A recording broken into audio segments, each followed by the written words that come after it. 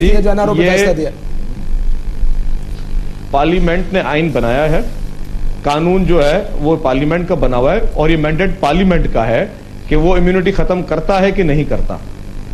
नहीं सर, लेकिन उसकी तशरीह पार्लियामेंट का हर एक इदारे को अपने दायरा कार में रहना चाहिए। अब मैं आपको एक छोटी सी मिसाल दूं काशिफ साहब। जी, मुझ पे जो है कंटेम्प्ट का एक केस चल रहा है, ठीक है, और उस पे जब मेरी पहली हेयरिंग हुई तो उस पे जिस लफ्ज पे एतराज किया गया वो ये लफ्ज था कि मैंने कहा कि ये फैसला शर्मनाक है।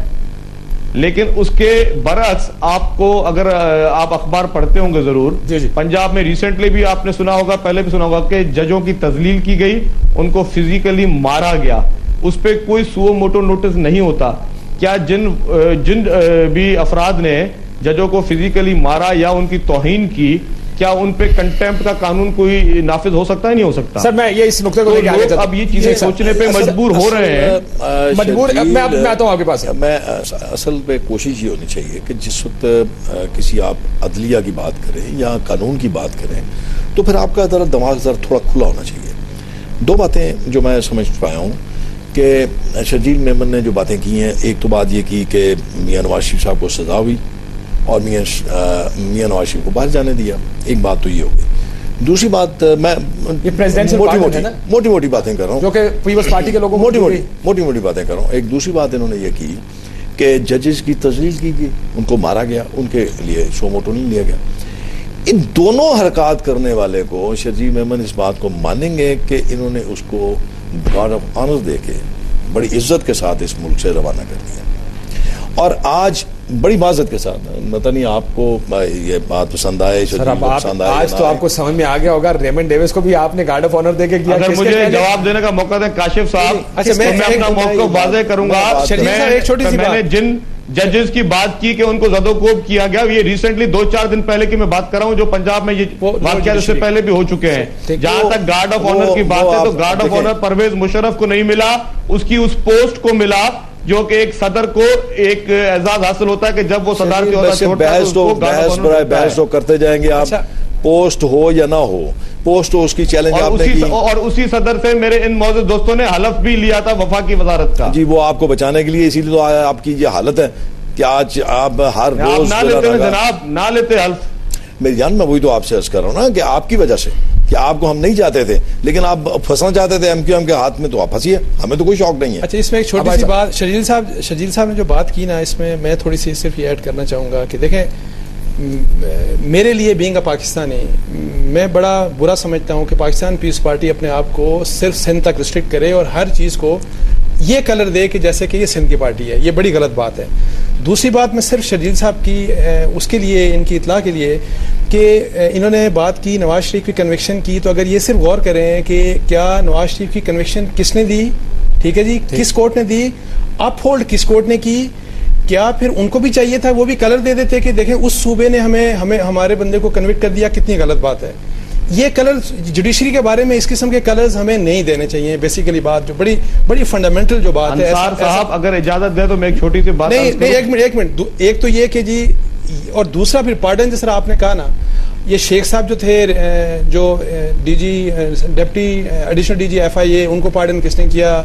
रहमान मलिक साहब की कन्विक्शन को पार्डन किसने किया? किस आइन की शिक के तहत किया गया? यही आइन की शिक इस्तेमाल कानून में गुंजाइश थी, पार्डन की नहीं थी। नहीं, अगर पार्डन नहीं कर सकते थे तो एक और सुमो नोटिस ले लेते। नहीं, मैं ये नवाज शरीफ के केस में भी वो कह रहे हैं कि वही पार्डन की गुंजाइश इस्तेमाल की गई जो रहमान मलिक साहब की, या गलत नहीं हुआ पार्डन जनाब। अगर मुझे राइटिंग में कहीं दिखा दें काशिफ साहब, मैं ये बात आपको क्लियर कह दूं कि नवाज शरीफ साहब को पार्डन नहीं किया गया था। नहीं, पार्डन किया गया है सर, मेरे पास कागज पार्डन किया गया। अगर जनाब पार्डन किया जाता तो फिर वो 10 साल क्यों मुल्क से बाहर रहते? नहीं, वो अलग बात है, वो एक अलग स्टोरी है, वो एक अलग कहानी है। पार्डन वाली जा नहीं सकते थे, नहीं है। अगर वो पार्डन होते तो वो मुल्क से बाहर और उनको 10 साल तक इलेक्शन में लड़ने की पाबंदी क्यों एक्सेप्ट की थी? उनको जो प्रेसिडेंट 10 साल पहले क्यों नहीं वापस आए थे? सब और पार्डन की शर्त थी तो जी नहीं वो थोड़ा सा असल में शरीर साहब को एक बात क्लियर देखिए, कंफ्यूज ना करें चीजों को। अवाम देखे देख रहे हैं, अवाम को बेवकूफ नहीं बनाया जा सकता। नवाज शरीफ साहब को पार्डन नहीं किया गया था, वो एक डील थी सर। वो पार्डन के पेपर्स में आपको दिखा देता हूं, नहीं थी, डील होगी, आपको दिखा देता हूं, डील जरूर हुई, डील होगी, बट डील को जो पार्डन किया था यहाँ से भेजने का रास्ता निकला है वो पार्डन के बगैर मुमकिन नहीं था। पार्डन के बगैर सर मैं एक ब्रेक ले लूं। उन्होंने एक दूसरा नुकता उठाया, क्या बाकी पीपल्स पार्टी हक बजानब है ये सोचने में कि उनको टारगेट किया जाता है अदलिया की जानिब से, या एक ऐसा इंप्रेशन है जिसको इस्तेमाल किया जा रहा है ज़ाहिर है मुख्तलिफ औकात में, चाहे वो मैं और भी मिसालें काफी दे सकता हूं जनाब। सर मैं आता हूं आपके बाद, मैं ब्रेक ले लूं, ब्रेक के बाद वापस आता हूं, आपकी दूसरी मिसालें भी सुन लेते हैं कि क्या वाकई पीपल्स पार्टी हक बजानब है ये अपने ये इस ओपिनियन में कि उनको वाकई टारगेट किया जाता है, या उनको ये लगता है कि जो काम हो रहा है, जो जिस तरीके से अदलिया फैसले कर रही है। हम पार्डन के पेपर्स आ गए, अगर मैं पार्डन के पेपर्स मुझे दिखाया, मैं ये पेपर्स ब्रेक में जाने से पहले दिखा देता हूं।